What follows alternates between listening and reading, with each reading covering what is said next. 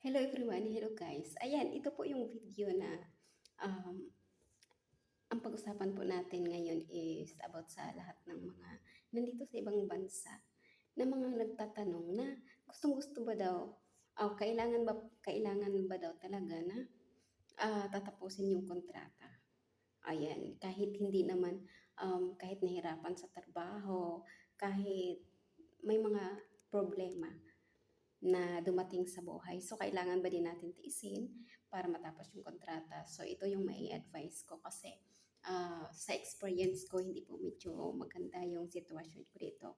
Bugbog na bugbog po tayo sa trabaho, no? Ayan, so I suggest po, kung kaya mong tiisin, kaya mong makisabay, kaya mong masabayan yung mga kasama mo or amo mo o lahat ng mga tao sa bahay, kaya mong matiis yung trabaho sa bahay.